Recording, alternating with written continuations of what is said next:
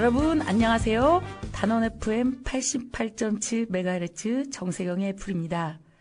1월 15일 10시 33분 드디어 내란 우두머리 윤석열이 체포됐습니다. 내란 세력의 사활적인 방해 책동에도 불구하고 열심히 투쟁한 국민의 위대한 승리였습니다. 그런데 이상하게도 윤석열이 체포된 지 딱 하루 숙면을 취했고요.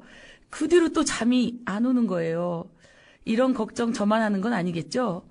생각해보니 내란 우두머리 윤석열 체포 구속이 끝이 아닌 거였어요. 내란 세력의 완전한 종결, 그때까지 갈 길이 멀기 때문 아닐까요? 그런 마음 저만 그런 건 아니겠죠? 여의도와 남태령, 한남동의 키세스단까지 전 세계가 놀랄만한 위대한 민주시민의 힘을 보여준 여러분. 정세경의 애플은 오늘 특별하게 2030 청년 여성들에게 인사를 전하고 싶습니다. 고맙습니다.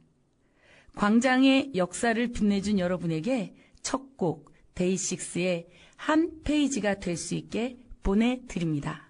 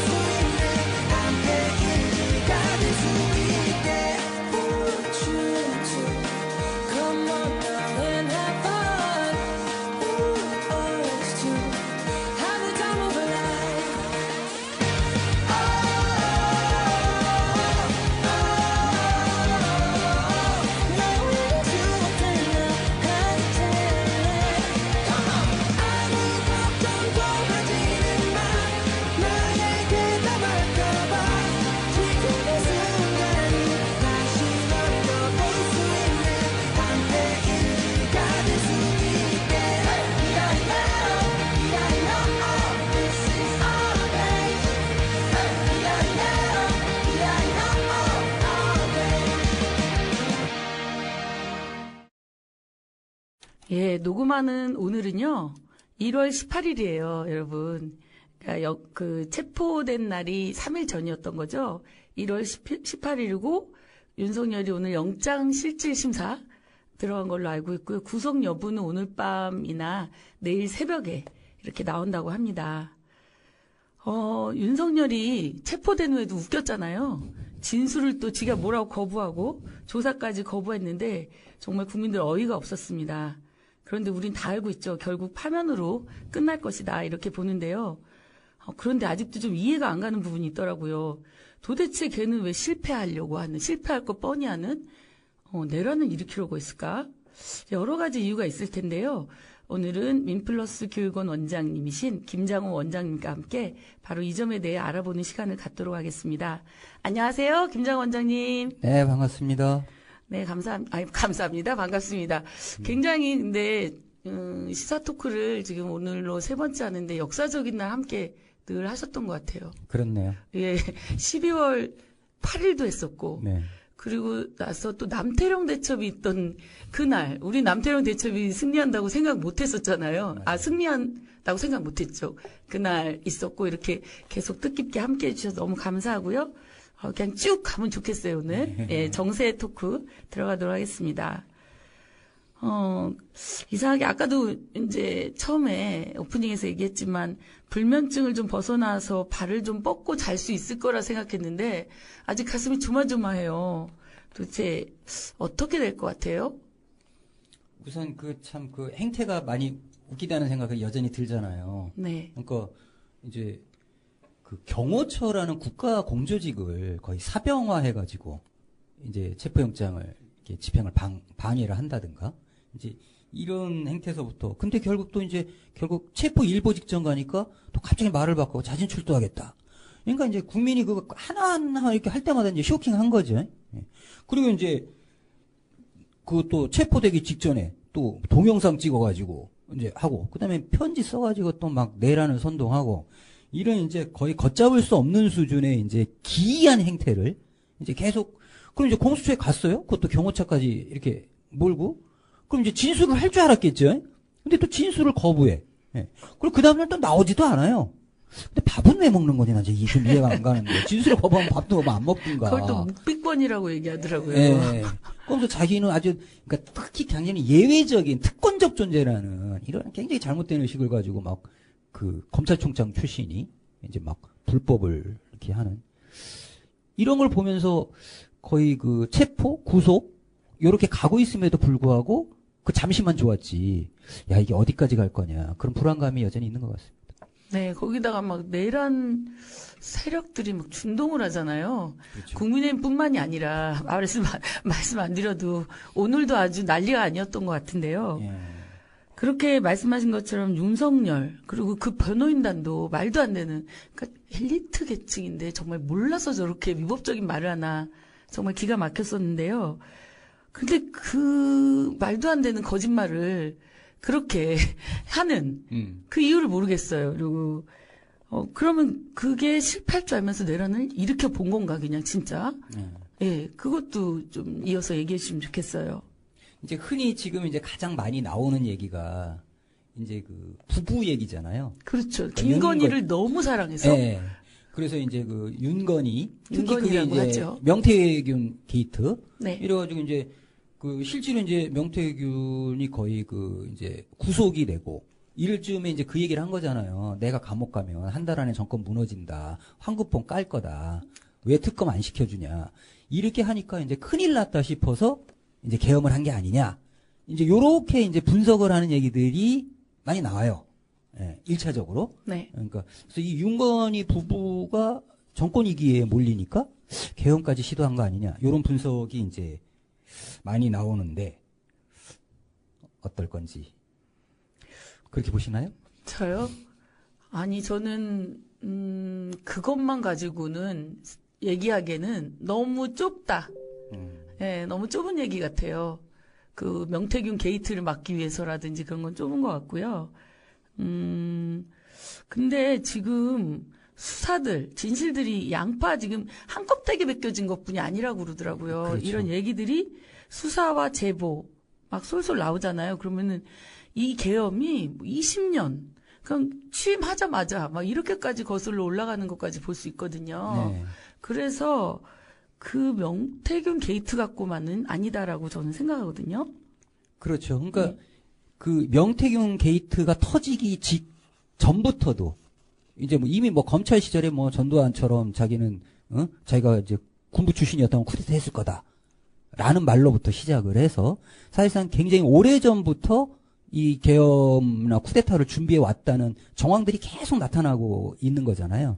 그래서 이제 12월 3일 날 이제 이제 계엄을 비상계엄을 해서 이제 친인이 쿠데타를 자행을 한 거는 직접적으로는 이제 명태균 게이트가 이제 어떻게 보면 이제 직접적 계기는 될 수 있지만 사실상 이제 윤석열은 굉장히 이제 오랫동안 준비해 왔다. 이렇게 이제 볼 수 있겠죠. 또 하나 이제 많이 나오는 얘기 중에 하나가 이제 주된 종사자라고 얘기되는 김영현 국방위원장.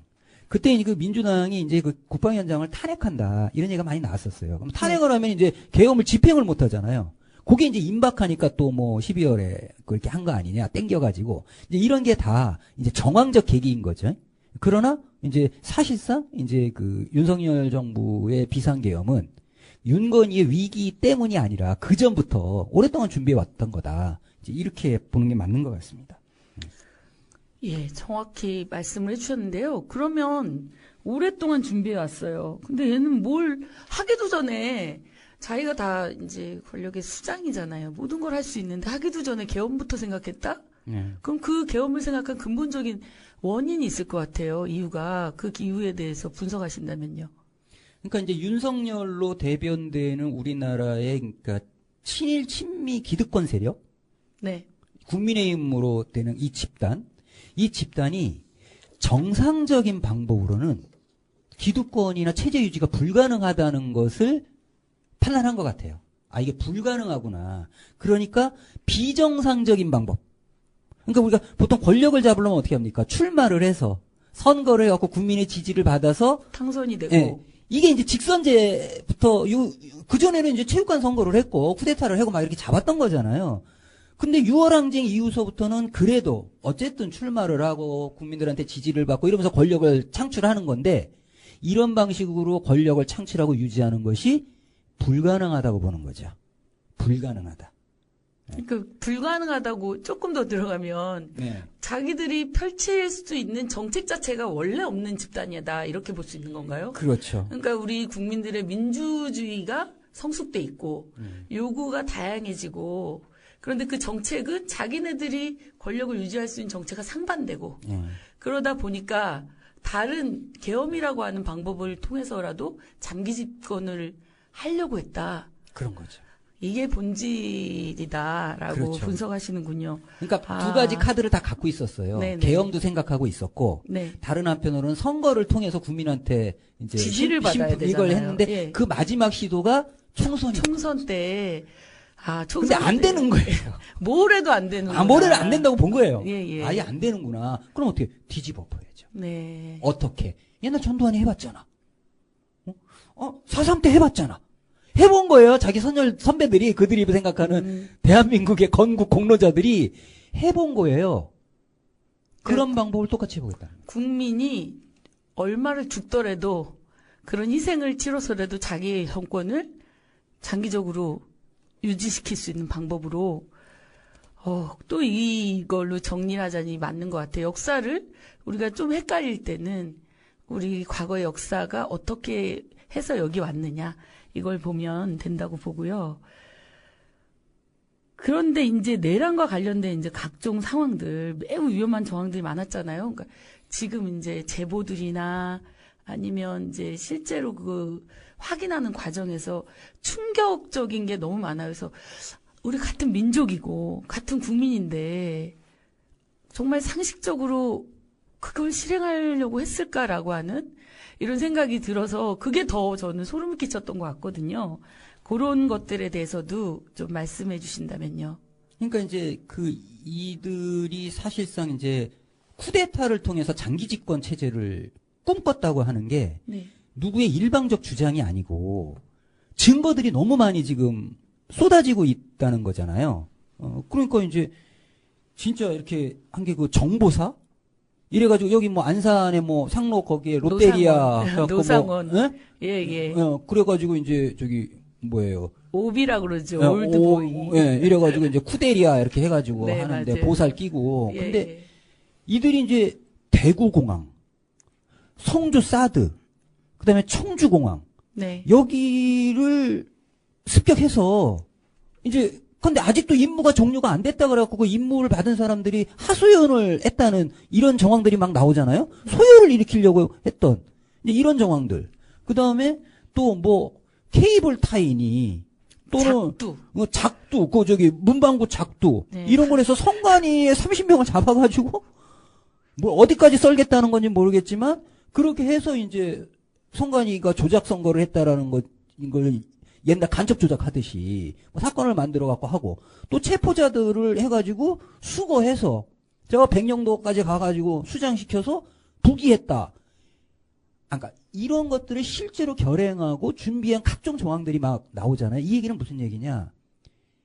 이제 광주에서 한 2,000명 학살 이런 정도가 아니라 그 해방 직후에 그 압도적인 이 독립운동 역량을 싸그리 그냥 초토화시킨 거 아닙니까? 네.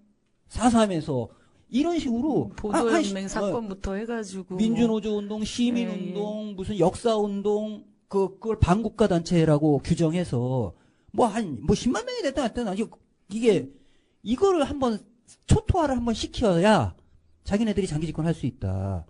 이거를 꿈꿨다는 거잖아요. 그러니까 그 사실이 밝혀지면서 그 기사를 볼 때마다 더 충격인 거죠. 저희가 그렇죠. 어떻게 만들어낸 민주주의인데 네. 우리 국민들을 그런 세력을 아예 이 기회를 통해서 한 번 더 거르겠다. 그러니까 직선제 이후에 성장한 이것을 두 눈 뜨고 볼 수 없다는 거 아니에요. 오로지 그러니까 자기네들의 집권 욕분이 없는 거죠. 집권 욕분이 없는 거죠. 국민의 이익이 아니라 우리 국민들의 이익이 아니라 그래서 우리나라의 그 정치 드라마 작가들이 굉장히 힘들 것 같아요. 근데 쓸 게 없어. 쓸 게 없어. 항상 이 드라마보다 한 수 위잖아요. 현실의 네. 정치가. 네. 그렇죠. 그러니까 만약에 이제 뭐 내란 비상계엄 이런 것이 이게 이번에 벌어지지 않은 상태에서 어떤 작가가 정치 드라마를 그렇게 썼다. 그럼 너 이렇게 오버하냐? 이랬을 거예요. 네네. 근데 현실은 우리나라의 집권 세력이나 기득권 세력의 그 야만성과 폭력성이라는 게 이 정도구나. 그래서 어떻게 보면은 한번 이런 비상계엄을 통해서 우리 국민들이 제대로 보는 친미 친일 세력과 민주주의 세력을 가려서 보는 것을 진짜 알아보는 그런 시간이 되고 다시는 그 세력들이 발도 못 뛰게 해야 되겠다 이런 것들을 그런 마음을 갖게 되는 것 같아요. 그래서 육공화국 이후에 우리가 이제 이런 국민이 만들어낸 민주주의, 이 민주주의를 파괴해야 된다. 아까 말씀하신 것처럼 그렇지 않고서는 체제 유지가 불가능한 상황이었다는 거잖아요. 네. 그런데 그래도 그렇지 이런 생각이 자꾸 들어요. 아무리 그래도 그렇지 그런 생각이 들면서 그러면 국민들이 만약에 그런 상황이 있었어요. 저희가 근데 12월 3일 비상계엄도 저희가 다 담을 막 국회의원들을 밀어주고 그다음 그 앞에 장갑차를 막은 게 누구예요? 정치인 아니었잖아요. 시민들이었고 버스 밑으로 들어간 게 시민들이었고 몇천 명이 그냥 민주노총도 오라고 그러니까 다 간 거고 민주당에서 또 이재명 대표가 또 하니까 또 간 거고 그래서 그 새벽을 이제 지킨 사람들이 있었던 거잖아요. 그런데 이제 결국에 이런 국민들이 저항해서 또 내란을 무력화시켰는데 좀 그런 얘기를 좀 연장해서 들어보면 저희가 이전에 저희가 역사적으로 비상계엄을 몇 번을 선포를 했는지 그것도 좀 궁금하기도 하고 역사를 조금 더 들어가서 보면 좋을 것 같아요. 그거에 비춰서 이 계엄을 우리나라의 계엄령이 한 17번 있었죠. 이승만 때 17번이요? 네, 이승만 때 6번. 무슨 계엄을 장난이 17번은 정말 그러니까 우리나라는 충격인데요? 사실 계엄령의 역사였어요. 박정희 때 5번. 그리고 이제 전두환 때 2번. 그렇군요. 예. 그리고 이번이 이제 윤석열이 한 거잖아요. 그러면 우리나라의 최초의 계엄령은 언제였냐면은 4.3 때 제주 4.3을 진압하기 위해서 여순 14연대 거기를 동원하려고 했다가 그 군대들이 우리는 같은 동족을 진압할 수 없다. 이래가지고 이제 군인 반란이 일어났는데 그거를 진압하기 위해서 계엄령인데 그때는 계엄령이라는 법도 없었어요. 근데 그게 최초의 계엄령이에요. 그리고 이제 이승만 때 이제 6번이나 계엄령을 하고 왔는데, 그래도 우리가 계엄령을 꽤 잊고 살았잖아요? 그렇죠. 그게 언제부터냐면은 전두환 이후예요. 그럼 그 분기점이 6월항쟁이에요. 그럼 6월항쟁 이후에 우리가 민주주의를 쟁취했다 이렇게 얘기한단 말이에요. 네. 체육관에서 대통령을 뽑다가 국민이 직접 직선제로 뽑게 한 되는 계기죠. 그 민주주의. 그럼에도 불구하고 그 민주주의는 굉장히 취약한 것이었어요. 직선제 하나 말고 특별히 뭐 다른 게 이제 여러 가지 좀 있지만 그렇죠. 굉장히 소소한 것들이고. 예, 헌법에서의 문제. 그러니까 육공화국의 민주주의는 취약하다. 왜냐? 군사독재가 타협한 거잖아요. 완전히 군사독재를 몰아낸 건 아니었단 말이에요. 그러니까 전두환이 자연 수명을 다 누리고 가잖아요. 그렇죠. 네, 타협 체제라는 거예요. 그런데 문제는 뭐냐면 이 타협 체제조차도 지금 국민의힘 윤석열 세력은 불편한 거예요. 그것마저 그 민주주의조차도 감당이 안 되는 수준으로 지금 몰락하고 있는 게 친일 친미 기득권 세력, 매국노 세력, 국민의힘 윤석열 세력이었다. 이런 거죠. 그러니까 뭐예요? 육공화국 체제의 그 민주주의조차도 허용할 수가 없는 거죠. 그러니까 이걸 뒤집어 엎으려고. 예. 지난번에 했던 게 갑자기 기억이 나요. 그러니까 네. 그들은 민주당조차도 네. 반국가 세력이라고. 그렇죠. 예, 자기 의견에 반대하면 무조건, 그러니까 그런 어떤 자기가 생각하는 그 망상이 바로 이승만과 같은 그렇게 하고 싶었던 건데 그걸 하려면 계엄뿐이 없었다. 근데 그렇죠. 그 계엄에는 아까 말씀하신 것처럼 10만 명 정도 국민은 죽어도 나머지 우리가 다 할 수 있어. 네. 근데 이거 아니고는 우리 정권은 국민의힘이 다시 정권 잡기는 앞으로 힘들 거야. 이런 어떤 자기 정권 유지의 두려움 속에서 국민들을 어떤 죽이는 것까지 생각했던, 정말 생각만 해도 끔찍한 것 같아요. 그러니까 전두환 이상의 네. 대학살을 준비한 게 이번에 친위 쿠데타 비상계엄인 거예요. 네. 그걸 마음 먹었었다, 얘들은. 청취자 여러분, 이거 똑똑히 기억해야 될 것 같아요. 12월 3일, 갑자기 울컥한데, 우리 국민들이, 국회를 막지 않았다면. 그것도 30분 예. 찰나에. 정말, 가슴이, 찡합니다. 그래서, 지금 말씀하신 것처럼, 우리 민주주의가 이렇게 허약했다는 것도 저희도 인정해야 된다. 그래서 제7공화국으로 가는 것은 7공화국 헌법을 만들어야 다시는 내란 세력, 동조 세력들이 이 땅에 발을 딛지 못한다. 이런 생각이 드네요. 그러면 그 이유에 대해서도 노래 한 곡 들으시면서 가도록 하겠습니다. 두 번째 곡, 위 플래시.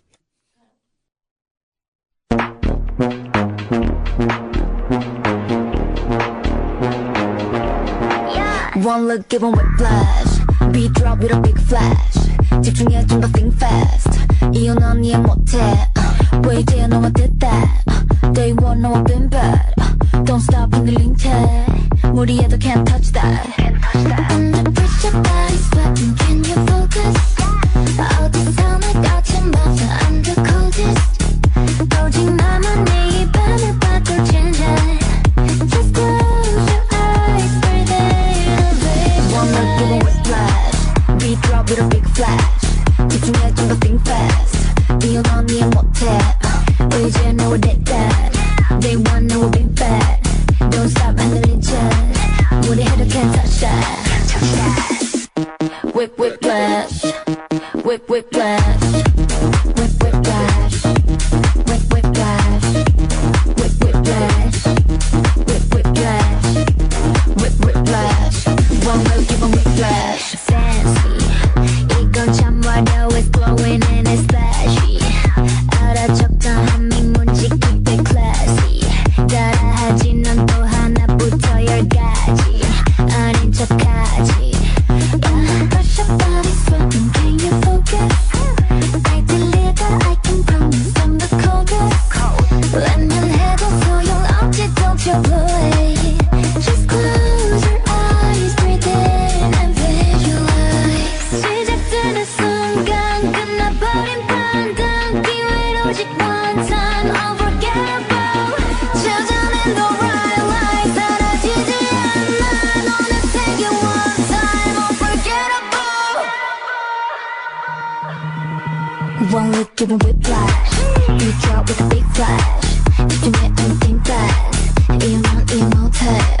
왜 이제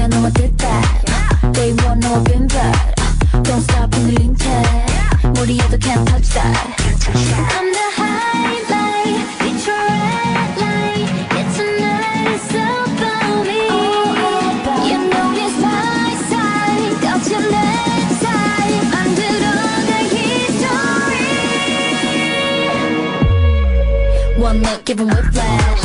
Beat drop with a big flash. 따라와 어서 move fast. 이유 넌 이해 못해. 보이지 않아 너와 뒤태. Day one 너와 빈패. Don't stop 흔들린 채. 다가와도 can't touch that. Whiplash. Whiplash. Whiplash. Whiplash. Whiplash. Whiplash. Whiplash. One more give 'em whiplash. 네, 이 플래시 좋은 노래인데요. 근데 아까 얘기하신 것처럼 이 한국의 민주주의가 매우 취약하다. 우리가 자부심도 있긴 하지만 전 세계가 한국 민주주의 위대성 하지만 실제 법과 제도에 엄청 허약성을 가지고 있다 이런 말씀하셨는데요.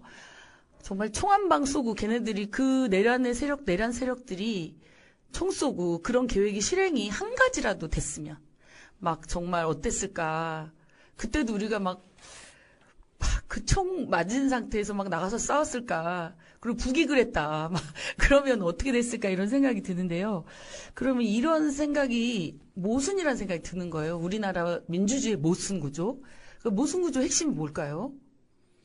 그러니까 이제 이렇게 얘기해 볼 수 있겠죠. 우리는 이제 윤석열 5년도 너무 길다. 그렇죠. 남은 3년도 너무 길다 해서 싸운 거잖아요. 근데 이렇게 5년짜리를 가지고 싸웠는데 이번에 내란을 보면서 80년이 보이는 거예요. 이게 80년 문제구나. 단순히 육공화국의 취약성, 군부 독재랑 타협했어? 그래서 이렇게 뒤집어지는 거야? 이게 아니고 80년짜리의 취약성인데 그 핵심이 뭐냐? 분단과 미국 문제라는 거죠. 네. 이 모순 구조가 그러니까 이제 총한방 쏘고 뭐 전쟁 위기 쫙 하고 뭐 북을 반대해야지 이러면 다 넘어가는 거예요 그냥. 그러면은 민주주의나 시민의 목소리는 그대로 그냥 죽는 거잖아요. 그러면은 쟤들이 무슨 짓을 해도 이게 허용이 되는 이게 우리나라의 민주주의의 취약성이 아닐까. 네, 맞습니다. 진짜 뭐 그들이 하려고 했던 뭐 인민군복인가 그 북한 군인 옷 숨겨놓은 거 다 그거를 막 찾아내가지고 걔네라고 그러고 또 우크라이나 외환이라고 그러죠. 거기 가서 실제로 일으키려고 했던 거잖아요. 그러면 지금 뭐 언론도 지금 뭐 공정한 언론이 없는 상태에서 그러지 않았을까라는 생각이 들고 분단 모순 그 다음에 그게 바로 이 한반도를 지배하고 있는 근본 모순이다라고 원인이다 이런 생각을 하고요.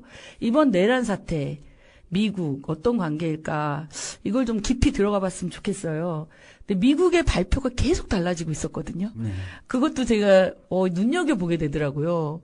처음에는 지지한다, 또 한독수를 지지한다, 또 뭐 최상목을 지지한다, 언제나 우방이다, 또 국민을 지지한다, 막 이런 얘기를 했는데 미국 발표에 따르면 미국은 계엄령 몰랐다고 하는데 도청도 하고 막 그러는데 몰랐을까? 사람들 그건 뻥이다 이렇게 얘기를 해요. 그런데 그러면서도 또 탄핵을 지지하는 발언을 해. 그럼 탄핵을 성공했으면 윤석열 지지하려고 그랬나? 그럼 또 이상한 거죠, 저는. 그래서 이어서 좀 깊이 들어가서 말씀해 주시면 좋겠어요. 예.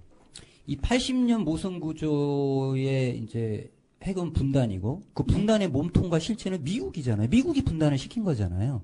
그럼 이제 이번 이제 모든 정치 뒤에는 미국이 있었는데 그러면은 미국이 이번에 몰랐나? 몰랐다고 미국은 발표를 했어요. 방금 들었다. 이런 식으로. 근데 야당도 알고 있었잖아요. 그렇죠. 그러니까 이재명 대표가 그 김해인가 어디서 칼 맞고 그러면서 이렇게까지 나를 죽이려고 하는데 그 다음은 뭘까 하다가 혹시 계엄 아니야? 이랬다는 거고 그거를 박선원 의원하고 김민석 의원이 막 조사를 하고 막 이렇게 해가지고 국회에서 김용원 불러다가 묻잖아요. 그렇죠. 너네 계엄하려고 그러지? 아니라 그랬잖아요. 네. 그 다음에 이제 며칠 전에 이제 그 707 특임부대가 안 움직이고 동태가 이상하다. 이거를 민주당이 다 알고 있었단 말이에요. 맞아요. 근데 미국이 모른다? 네. 이게 말이 안 되는 거죠. 그렇죠. 예. 말이 안 되죠. 예. 그런데 미국은 왜 가만히 있었죠?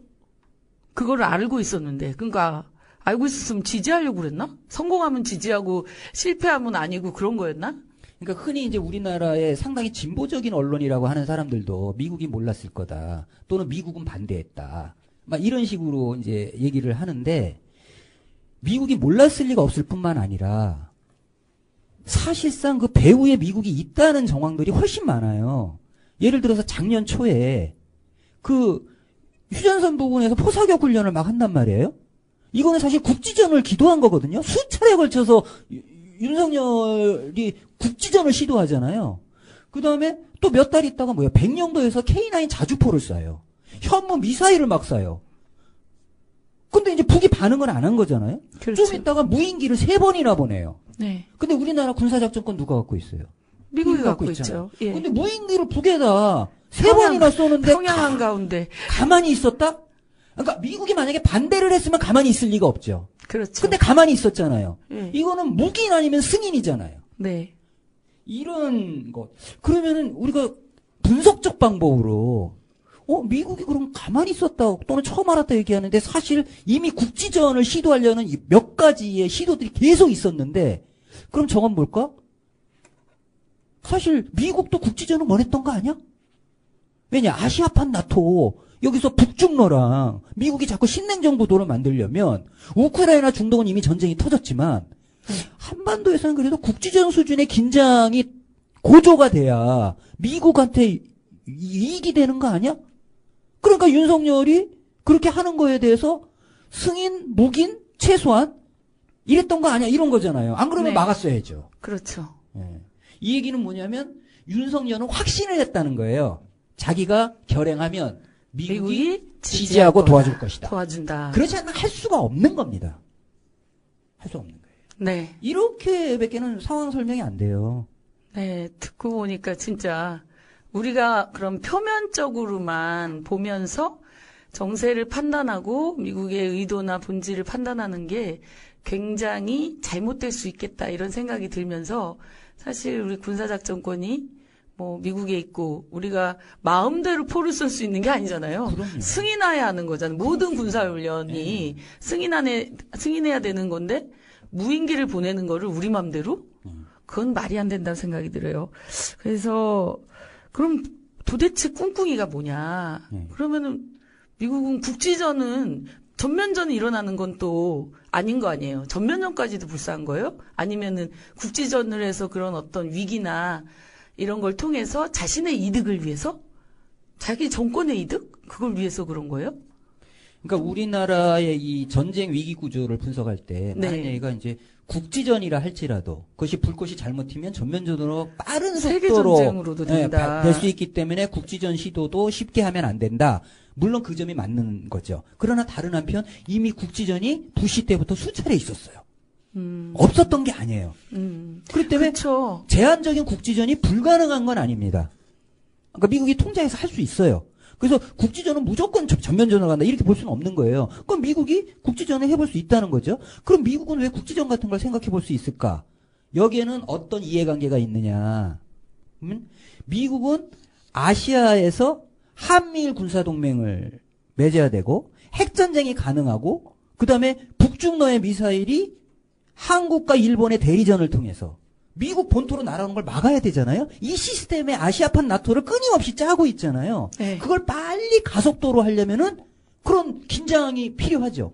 그런데 그거를 가장 잘 수행한 정권이 누구였냐? 윤석열이었잖아요. 그렇죠. 윤석열만큼 미국의 그 말을 이익을 잘 듣는. 돌격대를 진짜 네. 거의 뭐 젤렌스키가 울고 갈 정도로 그죠? 그 네. 막 한일 관계 푸는 거 봐요. 이렇게 그 돌격대 역할을 잘했던 윤석열 정부가 위기에 빠진 거잖아요. 그렇죠. 명태균 터지고. 그러니까 미국이 윤석열 정부가 무너지는 걸 바랬겠습니까? 무너지면 또 우리 국민들의 민주주의 열망에 의해서 네. 민주정부가 또 네. 민주적 정권이 세워지니까 네. 안 바랬겠죠. 그러니까 어떻게 했으면 윤석열이 좋겠다고? 다른 방식으로 즉 비정상적인 방법으로 정권 유지가 가능하다면 그것이 미국의 이익에 부합되는가 안 되는가 네. 부합된다고 봐야죠. 근데 문제는 결과는 뭐였냐? 윤석열이 실력이 없어서 실패를 했다. 실패한 거. 예. 그래서 이제 윤석열을 미국이 버리는 카드로. 그러니까 자꾸 왔다 갔다 미국이 계속 왔다 갔다 했던 이유가 그래서 버리는 카드로 그러니까 쓴 거군요. 미국이 윤석열을 버려서 윤석열이 실패한 게 아니라 윤석열이 실패해서 미국이 버렸다. 손절했다. 이런 거군요. 그럼 미국은 다음 수순이 뭘까요? 이제 이런 게 있잖아요. 한동훈이 계엄령 반대한다는 얘기를 제일 먼저 얘기했어요. 그 그렇죠. 쫄보가. 다음 날 해서 네. 깜짝 놀랐잖아요, 저희도. 그러니까 이제 윤석열이 성공하길 바랬지만 만약 실패하면 미국은 플랜이 하나만 있는 게 아니잖아요. A 플랜, B 플랜, C 플랜이 있을 거 아닙니까? A 플랜은 윤석열이 옛날에 전두환 박정희가 했던 것처럼 해도 미국은 좋은 거예요. 근데 이게 안 됐어. 그럼 한동훈. 그래서 이제 한동훈 한덕수 체제를 한 거잖아요. 한한 체제. 예. 네. 정말. 근데 이게 하루 만에 붕괴됐어요. 네네. 그러니까 이제 최상목, 이창용, 그러면서 보도가 어떻게 나와요? 조중동에 계속. 미국이 제일 신뢰하는 한국의 관료와 정치인이 누구냐? 이창용, 최상목이라는 거예요.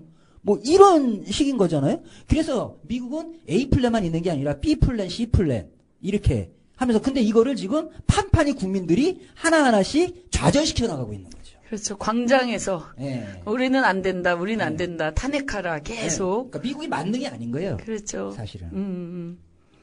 그런데 보수 정론지에서도 그러고 뭐 보수라고 얘기하기도 그렇지만 그럼 우리는 국민들이 현재 이제 야당의 대표로는 이재명이 네. 또 잘 싸우기도 하고 이번 국면에서도 그렇고 그럼 미국이 그럼 우리 국민들이 원하는 또는 아니면 지금 저변에서 보면 다 그렇게 생각을 하잖아요.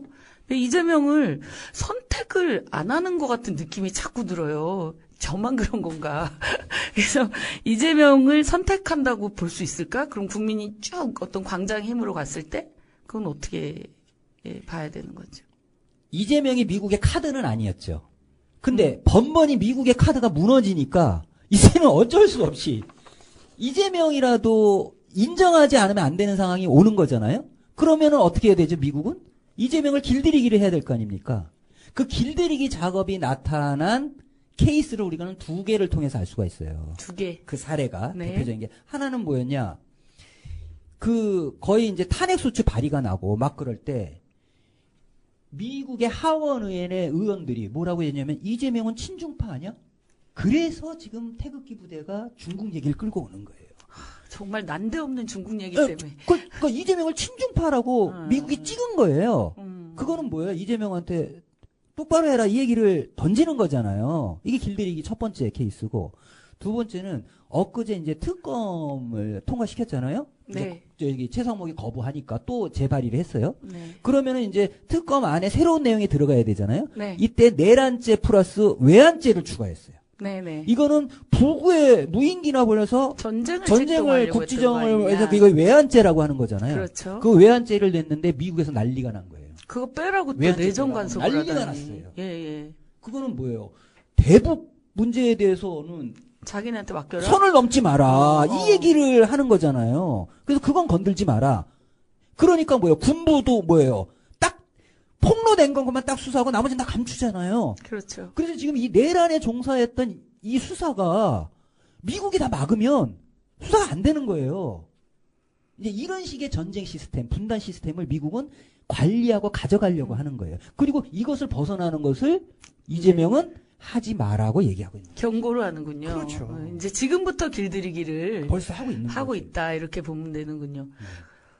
그런데 국민의힘이 그냥 보수를 넘어서 예전에는 정광훈을 배제하고 그냥 우리는 뭐 국민을 위해서 뭐 안정을 위해서 경제 안정 계속 그런 것들을 그렇게 실제로 하진 않았지만 했는데 지금은 노골적으로 구구의 메시지를 공당에서 떠든단 말이에요.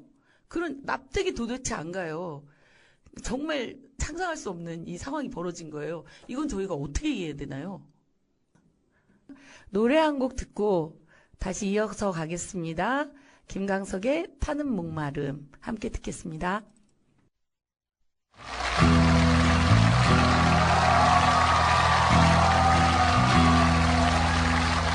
내 머리는 너를 잊은 지 오래 내 발길도 너를 잊은 지 너무 오래 오직 한가한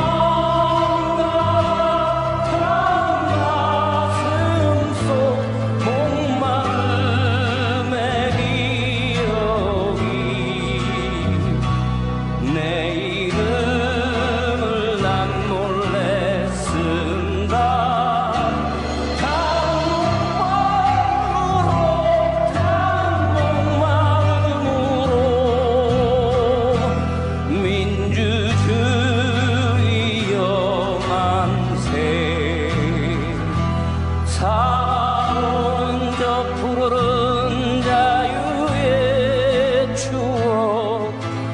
되살아나는 끌려가던 것들의 피 묻은 얼굴 떨리는 손 떨리는 가슴 치 떨리는 노여움에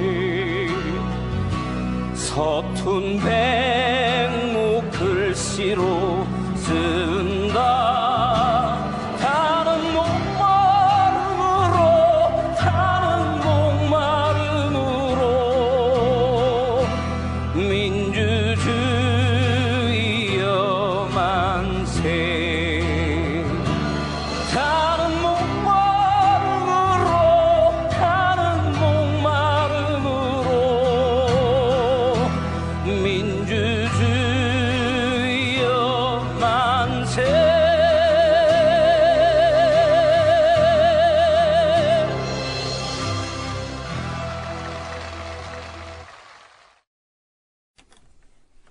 네, 민주주의를 위해 수많은 선배 열사분들이 돌아가셨는데, 피를 흘리면서 돌아가셨었는데도 불구하고 한국의 민주주의는 너무 취약하다, 그 얘기를 들으니까 갑자기 이 노래가 듣고 싶었어요.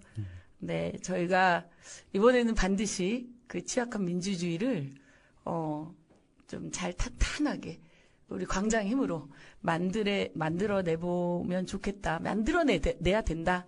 이런 마음이 드네요. 그러면서 이제 정말, 근데 왜 우리 보수, 양당 체제이긴 한데, 이 자기들은 보수라고 하는데 국민의힘 이러지는 않았거든요. 이렇게까지는 망가지지 않았었던 거죠. 왜 이 국민의힘은 정광훈과 손을 잡고 구구화가 되는가. 하여튼 말이 안 나오네요. 그거 얘기 좀 해주십시오.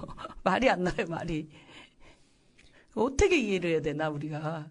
결론부터 말씀드리면 네. 극우화가 되지 않고서는 생존할 수 없기 때문에 그렇다. 네. 갑자기 소름이 돋았습니다. 네. 그렇지 않나요? 네. 극우화가 되기 전에는 되지 않고서는 자기네 존재가 없어진다. 그렇죠. 그러니까 뭐 대한민국에서. 요즘 뭐 말도 안 되는 얘기 막 하잖아요. 뭐 예, 맞아요. 탄핵이 내란이래. 네네. 뭐 이런 거 있잖아요. 예전에 피노키오가 있어서 거짓말하면 코 길어지면 애들이 지금 네. 다 코가 네. 저희 3m, 4m 돼가지고 돌아다닐 것 같아요. 체포영장이 불법이래. 네, 너무 웃겨요. 네. 그다음에 탄핵 집회에 중국인이 와 있대요. 그다음에 막 백골단을 국회에서 네, 그 계엄이 기자회견을 터진 군대가 그것 때문에 계엄 내란이 됐는데 거기에 백골단을 데리고 와서 막 기자회견을 하잖아요. 이런 것을 아무렇지도 않게 막 하고 있잖아요. 왜냐하면 이제 남은 방법이 이거밖에 없는 거예요.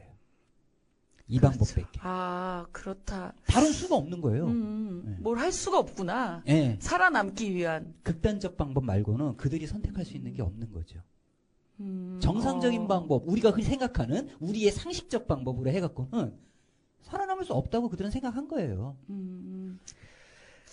저희가 인정하고 싶지 않지만 국민의 4명의 1명이 국민의힘을 30%가 여전히 지지하고 있고 거기에서 극렬 지지자들이 수구화되는 과정 흔들리지 않잖아요. 그래서 저희들이 국민들이 더 체포되면 또 잘 줄 알았는데 또 이제 내란의 밤이 끝나지 않고 희망의 봄이 오지 않았기 때문에 계속 불면의 밤이 계속 간다. 그래서 광장에 나가서 집회 테라피, 집회를 치유하고 또 이제 살아내고 그러는 것 같은데 정말 정확한 분석 같으세요. 얘네들의 존재 방식이 극우화되지 않고는 살 수 없다. 그렇기 때문에 그 거짓말해도 상관없다. 네, 오늘 또 새롭다기보다는 이제 그러니까 마음이 좀 안정화되네요. 무슨 이유일까 하니까 자기들의 생존 방식이다.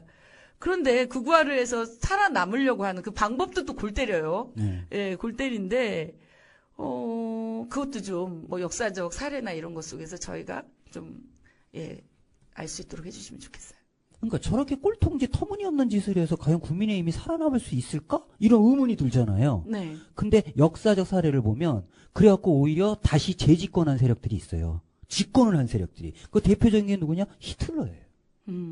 히틀러도 처음에 쿠데타를 일으켰어요. 근데 실패했어요. 윤석열처럼. 아까 감옥 갔어요. 거기서 나의 투쟁이라는 책을 써요. 그래서 석방돼서 나왔어요. 그런데 그때 독일이 사회경제적으로 완전히 붕괴됐잖아요. 근데 히틀러가 뭔 주장을 했을 때 처음에 사람들은 뭐냐냐? 터무니없는 주장, 망상, 말도 안 되는 소리 다 그렇게 했어요. 근데 나중에 뭐예요? 독일 국민들이 한 명, 두 명씩 넘어가는 거예요. 그래갖고 히틀러가 집권을 하잖아요. 그렇죠. 갑자기 지금 그 비슷한 현상이 우리나라에도 벌어지고 있는 거예요. 극우 세력은 그걸 보는 거예요. 옛날에 히틀러도 그렇게 했지. 일본도 그랬잖아요. 군국주의. 네, 일본의 군국주의. 군국주의가 일본이 망하니까 뭐예요? 극우 세력들이 만주사변을 일으키고 중일전쟁을 일으키잖아요. 네. 그러니까 이제 일본 본토에서 왜 그렇게 하냐 얘기를 하니까 뭐예요? 암살을 해버려요. 그 사례를 본 거예요. 그러니까 정상적인 방법은 안 되면 뭐예요? 쿠데타와 전쟁밖에 없는 거예요. 그걸 히틀러와 일본이 했던 거고 자기네들도 그렇게 하겠다는 거예요. 그게 광기죠. 광기죠. 미치지 않고서는 할 수 없는. 네. 그런데 그것뿐이 안 되기 때문에 그걸 한다는 거 그런 거네요. 거기에 승부수를 걸면 될 수도 있다고 또 생각을 하는 거예요. 그래서 말도 안 되는 소리를 사상과 신앙으로 만들고 체계화하고 조직화하고 이거를 시도하는 거예요. 걔들은. 미국의 트럼프도 그랬잖아요. 그래서 성공했잖아요. 그러니까 다시 또 예. 그래요. 누가 옆에서 이거를 한번 읽어주라고 저한테 주는데요. 윤석열과 국민의힘 히틀러 선동 전략 닮을 꼴은 괴멸. 거짓말을 크게 하라. 간단하게 만들어라. 계속해서 말하여라. 그러면 마침내 그들은 그것을 믿을 것이다. 아돌프 히틀러. 지금 그걸 하는 거네요. 그렇죠. 지금 우리나라의 대한민국의 극우들이 그걸 한다. 이렇게 생각이 들고요. 그러면 지금 지지율이 얘네들이 막 높아지는 게 그런 현상이라고 볼 수 있는 거예요? 그러니까 이제 우리 응원봉이나 네. 이제 이렇게 시민들이 이제 헷갈리는 게 저게 조작이라는 걸 뻔히 알면서도 조작이거든요. 왜냐하면 그 민주당이 국회를 장악해갖고 정치를 막 이상하게 만들고 있습니다라는 질문을 앞에서 계속 하면 윤석열을 싫어하는 사람들이 그 전화를 계속 받겠어요? 끊어버리지. 그렇죠. 그럼 이제 윤석열을 지지하는 사람만 전화를 계속 받는 거예요. 그렇죠. 그러면서 지지율을 올리는 이런 조작적 방법도 쓰고 또 다양하게 하고. 근데 단순히 조작 이상의 어떤 결집 효과가 있는 거잖아요. 결집이죠. 극우의 결집. 예, 극우의 결집 효과가 있는 거예요. 그럼 그 결집 효과가 이제 어떻게 나타나느냐? 이제 이렇게 했을 때 광기를 조직하는 거예요. 그럼 그게 가능한 건 뭐냐면 사회와 경제가 혼란스럽고요. 네. 경제가 어려워지잖아요. 엄청 어렵잖아요, 예, 지금. 예. 그러면은 사람이 이판사판 돼가지고 그런 히틀러식, 윤석열식 극우선동에 넘어갑니다. 여기서 진짜 이 시민들과 우리 민주 세력, 진보 세력이 이걸 우습게 보면 안 돼요. 우습게 보면 안 돼. 저러다 망하겠지. 이렇게 지금이 생각하는. 더 중요하네요. 네. 우리가 지금 어쨌든 이런 광장의 투쟁에서 네. 정말 중요한 시기가 지금이 아닐까 싶으네요.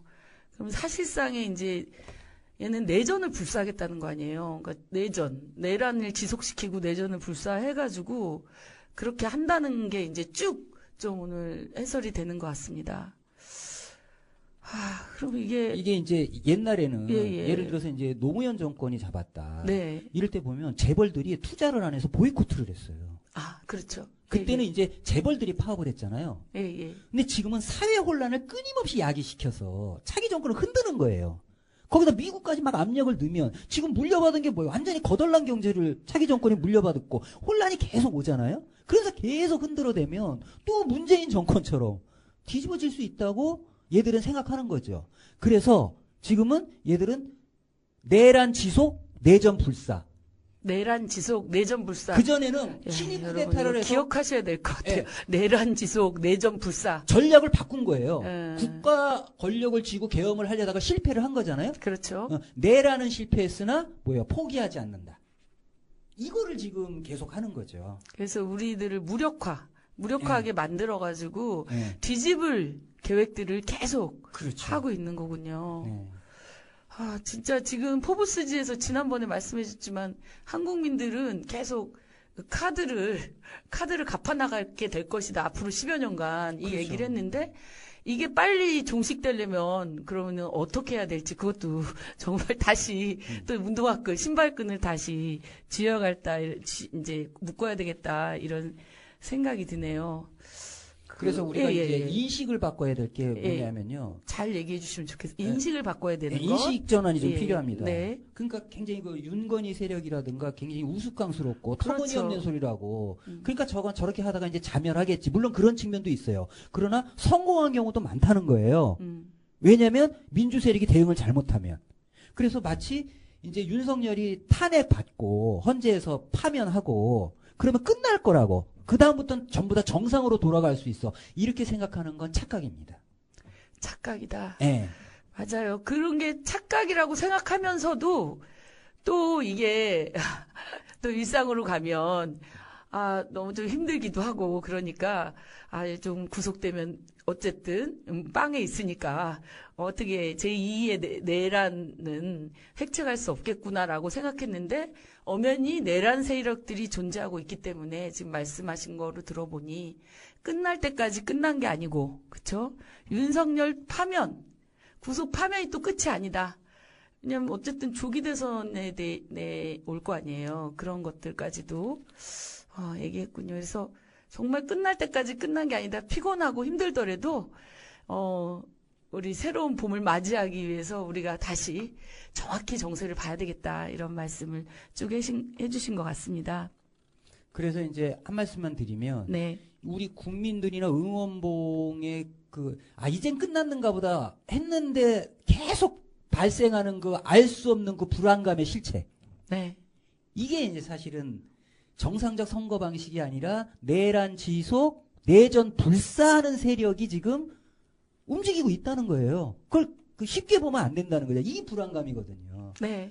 그래서 이게 이제 우리나라의 그 민주주의의 취약성을 말해주는 것이기도 하고, 그래서 이걸 대응을 하려면 두 가지가 필요하다. 두 가지. 예, 하나는 이 근원적으로 그 좀비처럼 계속 그 극우 세력을 재생산하는 이 미국의 개입력.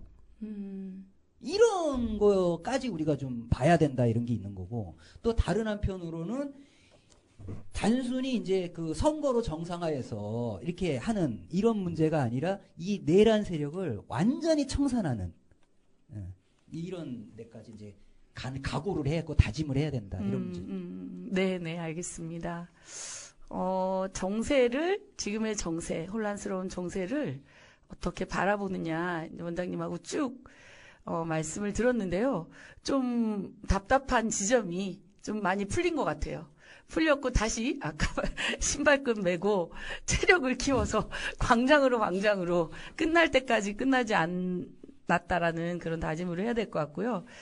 민주주의의 완성, 지금 우리 취약하다고 말씀하신 것처럼 민주주의의 완성은 자주와 또 친일 친미, 역사 청산 있다는 말씀 좀 새기면서 80년의 우리 분단의 모순을 해결하는 그 길로 가야 한다는 그 말씀이 오늘 우리 프로의 마지막 교훈인 것 같습니다. 네. 원장님 말씀 잘 들었고요. 오늘 와주셔서 너무 감사합니다.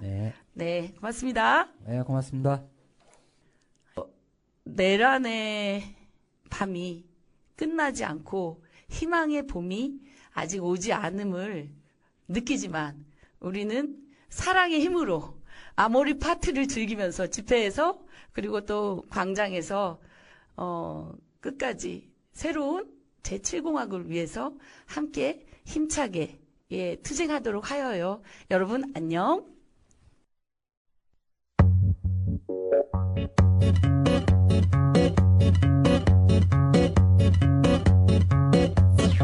산다는 게 다 그런 거지. 누구나 빈손으로 와 소설 같은 한 편의 얘기들을 세상에 뿌리며 살기. 자신에게 실망하지만 모든 걸 잘할 순 없어. 오늘보다 더 나은 내일이면 돼. 인생은 지금이야.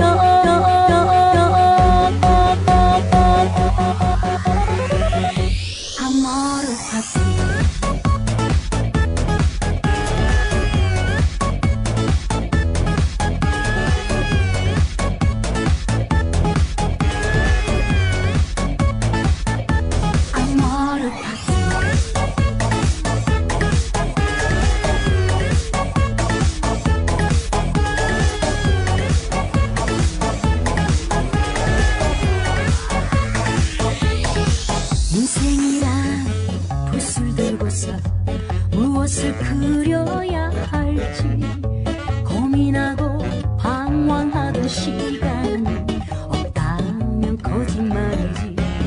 말에 뭐에 쏜 화살처럼 사랑도 지나갔지만 그 추억들 누원이 부시면서도 슬펐던 행복이야. 나이는 숫자 마음이 진짜 가슴이 뛰는 대로 가면 돼. 이제는 더 이상 슬픔이 아니야. 왔다가 한 번의 인생아. 연애는 그수 결혼은 선택 가슴이 뛰는 대로 가면 돼. 눈물은 이별의 거품일 뿐이야. 다가올 사랑 두렵지 않아. 아모르 파티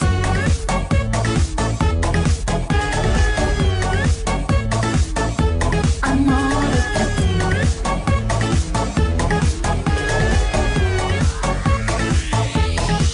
말에 뭐에 쏜 화살처럼 사랑도 지나갔지만 그 추억들 눈이 부시면서도 슬펐던 행복이야.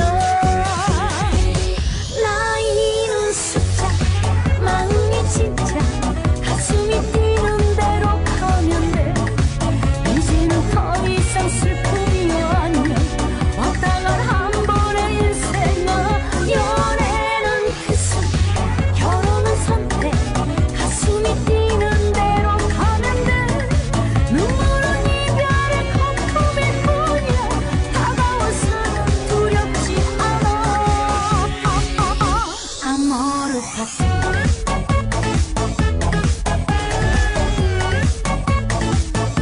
아모르 파티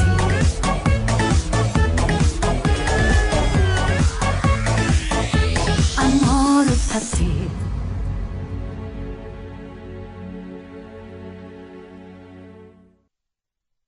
지금 이대로 지구 위험해.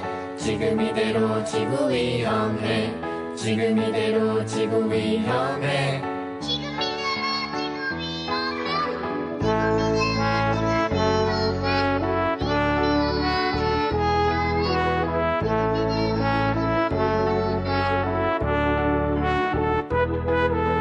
지금 이대로 지구 위험해.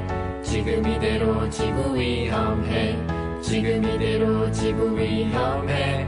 지금 이대로 지구 위험해. 2016년부터 2030년까지 우리가 실천해야 할 많은 일들이 있어요. S Sustainable D Development